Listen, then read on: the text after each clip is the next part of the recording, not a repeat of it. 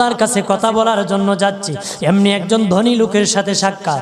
ধনী কয়, মুসা রে, ও মুসা, আমার এত ধন হিসাব রাখতে পারি না, আল্লাহরে জিগাইবানি কি করলে আমার ধন কমবে? মুসা নবী কয়, ঠিক আছে জিগাইব।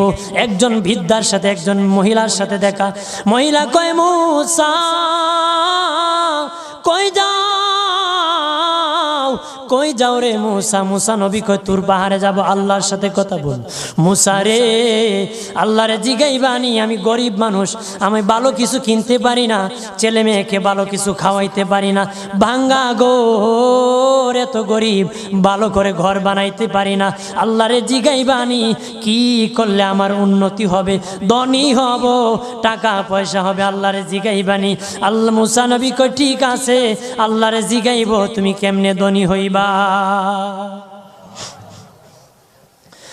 আল্লাহ নবী মুসা নবী তিন রাস্তার মোড়ে যা দেখে একটা লোক বসে আছে, তার দুই হাত নাই, দুই পা নাই, দুই হাত নাই, দুই পা নাই।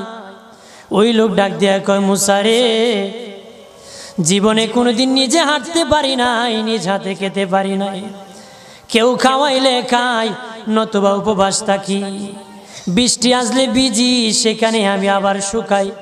ও মুসা, জীবনে কোনো কাজে দুনিয়ার লাগি নাই, আল্লাহরে জিগাইবানি কোন কারণে আমারে বানাইছে?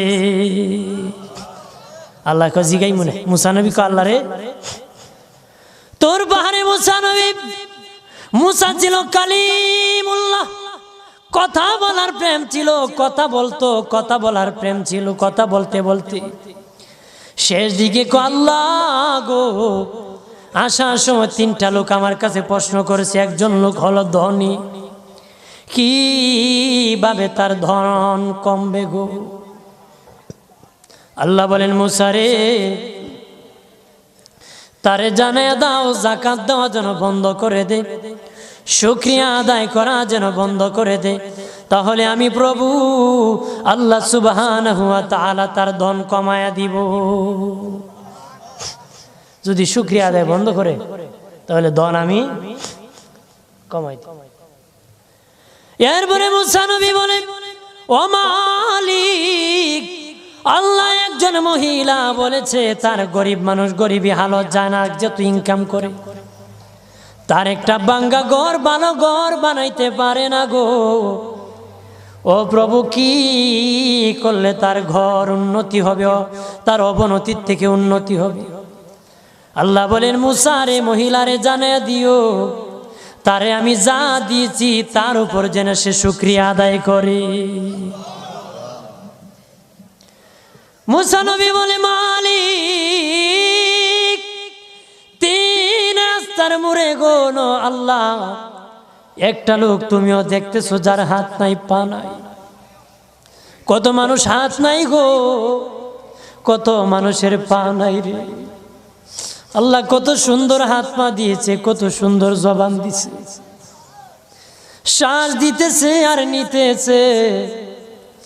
আইসিইউ লাইফ সাপোর্টে যদি একদিন তাকে 50-60 হাজার টাকা লাগে রে। 80 বছর, 100 বছর, 40 বছর, 25 বছর আল্লাহ হায়াত দিল রে। বলো রে শাস্তাগঞ্জের সুন্নি জনতা, আল্লাহরে জীবনে কয় টাকা তোমরা দিছো? কয় টাকা আল্লাহরে দিছো? এদের শ্বাস দিল, অক্সিজেন দিল আর নিল। অক্সিজেন যদি বন্ধ হয়ে যায়, প্রাণ বাঁচবে না রে। শ্বাস যদি নিতেও না পারো, জীবন শেষ, ছাড়তেও না পারো, জীবন শেষ।